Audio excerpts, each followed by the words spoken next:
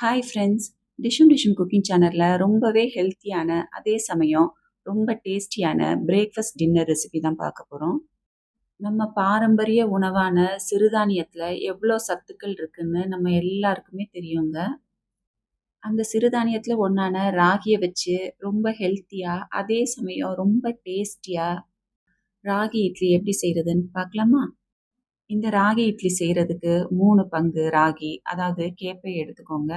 ஒரு measuring cup இல்லன்னா வேற ஏதாவது ஒரு டம்ளர்ல கூட நீங்க ராகிய அளந்து எடுத்துக்கலாம். 1 பங்கு இட்லி அரிசி எடுத்துக்கோங்க. இட்லி அரிசி இல்லைன்னா, நீங்க சாப்பாட்டு அரிசி கூட வந்து பயன்படுத்திக்கலாம். நான் இட்லி அரிசி தான் எடுத்திருக்கேங்க. 1 பங்கு உளுந்து சேர்த்துக்கலாம். அதாவது 3 கப் ராகி, 1 கப் புழுங்கல் அரிசி, 1 கப் உளுந்து. இப்ப இதோட 1/2 டேபிள் ஸ்பூன் வெந்தயம் சேர்த்துக்கோங்க.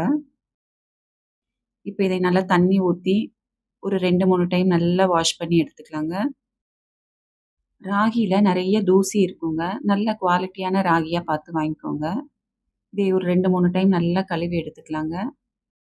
நான் இத நல்லா கழுவிட்டு, தண்ணி எல்லாம் வடிச்சுட்டு எடுத்துட்டு வந்துட்டேன்.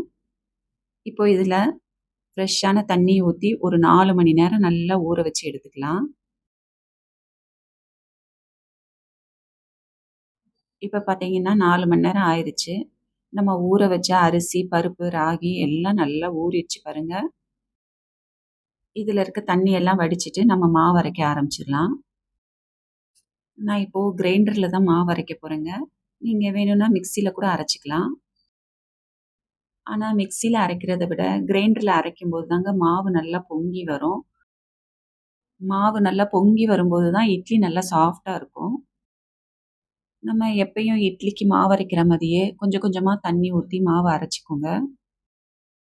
நம்ம அரிசி, உளுந்து, ராகி எல்லாமே ஒண்ணா ஊற போட்டுருக்கிறதுனால, இது அரைப்படுறதுக்கு ஒரு 20லேருந்து 30 நிமிஷம் வரைக்கும் ஆகும்.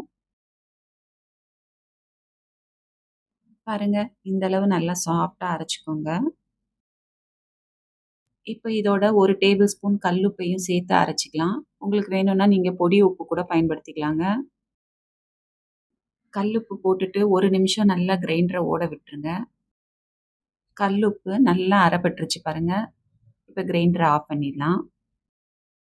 இப்போ இந்த மாவ நல்ல ஒரு அகலமான பாத்திரத்துக்கு மாத்திடலாம்.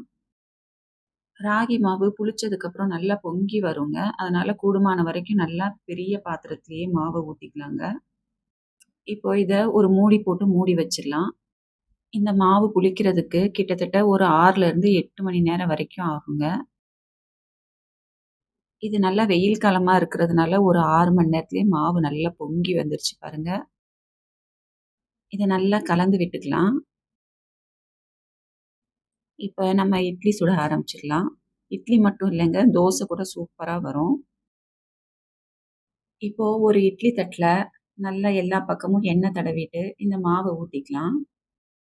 இந்த மாதிரி எண்ணெய் தடவாம துணி போட்டு கூட இந்த இட்லிய வேக வச்சுக்கலாம். துணியில ஒட்டாம இட்லி சூப்பராவே வருங்க. ராகில பார்த்தீங்கன்னா, கால்சியம், இரும்பு சத்து அதிகமா இருக்குங்க. அனிமிக்கா இருக்கிறவங்க, கை, கால் மூட்டு வலி இருக்கிறவங்க எல்லாமே இந்த ராகி இட்லிய அடிக்கடி உணவுல சேர்த்துக்கலாம். சுகர் பேஷண்ட் கூட நல்லா தாராளமாவே இந்த இட்லிய சாப்பிடலாங்க. எல்லா தட்டுலயும் மாவ ஊத்திட்டு நம்ம இட்லிய இப்ப வேக வச்சுக்கலாங்க.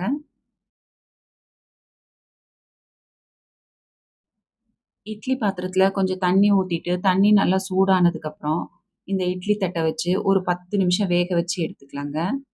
10 நிமிஷத்துல இட்லி நல்லா வெந்துரும். இப்ப பார்த்தீங்கன்னா 10 நிமிஷம் ஆயிருச்சு. இந்த மாரி இட்லிய மேல தொட்டு பார்த்தீங்கன்னா, கையில ஒட்டாம வரணும். இட்லி நல்லா வெந்துருச்சு பாருங்க. இப்ப எடுத்துறலாம்.